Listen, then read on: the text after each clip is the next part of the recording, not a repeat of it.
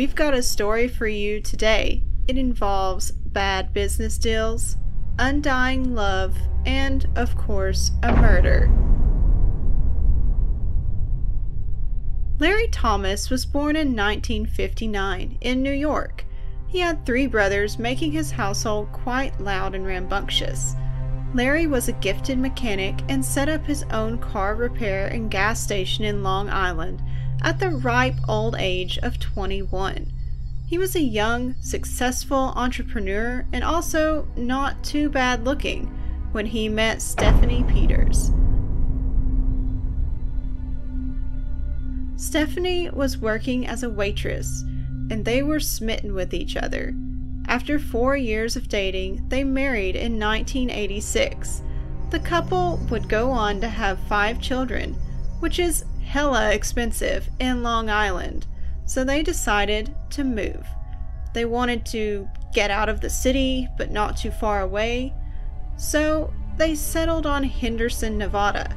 It was a lower cost of living, was 20 minutes from Las Vegas and only 7 minutes from the College of Southern Nevada, where Larry had gotten a position as the auto technology instructor.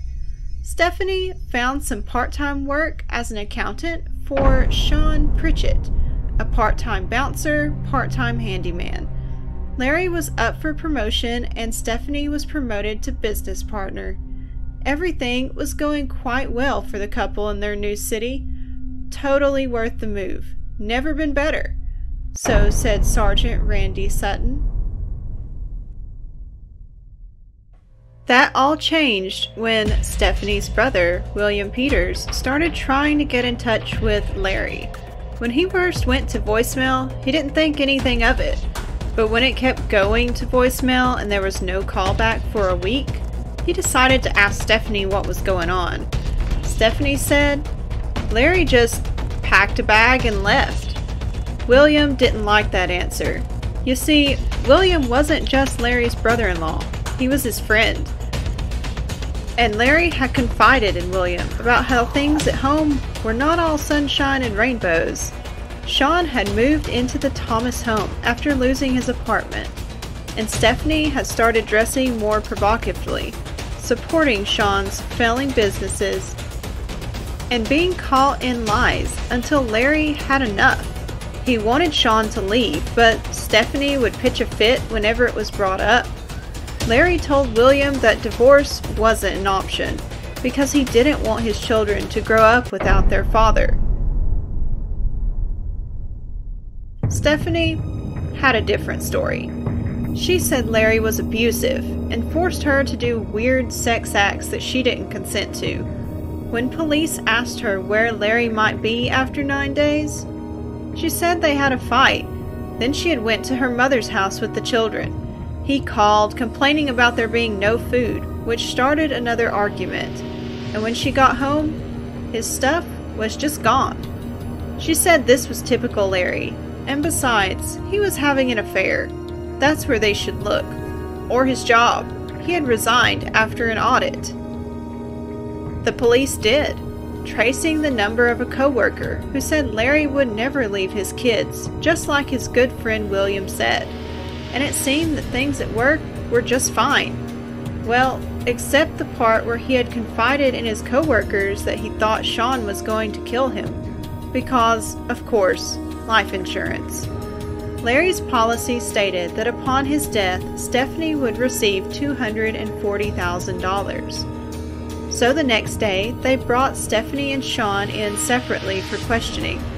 They both said that Larry was an abusive sexual deviant, following a car crash where Larry was charged with an unsafe lane change and 2 young girls died. They said a switch flipped, and he was a different person. The Larry that disappeared was not the Larry that everyone else knew, and they were really adamant about the trouble at work theory. So there were 2 stories. No convictions and no body, so no crime. Everything went quiet. Shawn and Stephanie continued living together in the house with the kids. Just one big happy family. For a month at least. Hikers found the body about an hour and a half away in Baker, California. There were blunt force trauma wounds and crushing injuries. When they told Stephanie, she stayed cool as a cucumber. But Shawn, well, he was not so cool. When the investigation reopened, Shawn needed to confide in someone, so he chose someone he thought he could trust. Jennifer McHugh was Stephanie's sister and heard Shawn discussing the murder with her husband Albert. When detectives came knocking, she confessed everything. Stephanie had driven to her parents' house. While she was gone, Shawn beat Larry, loaded him into the truck, dumped him, and ran him over just to make sure he was dead. Shawn had then spent the last 2 years living in Larry's house, dismantling his truck and selling it piece by piece. Evidence began mounting against Shawn. They had a confession, had pinged phone calls between him and Stephanie, and had footage of him pawning 3 of Larry's rings just 3 days after the murder. Shawn was arrested in February of 2008 and charged. When Stephanie was confronted, she denied all knowledge of the murder and, funnily enough, recounted how Larry was not an abusive sexual deviant. Then, Albert started cooperating with the police. Albert and Shawn named Stephanie as the driving force behind Larry's murder. She had called Shawn when she left and not came home until talking on the phone with him again. She was arrested 1 month later and pleaded guilty to second-degree murder. Stephanie was released in 2018.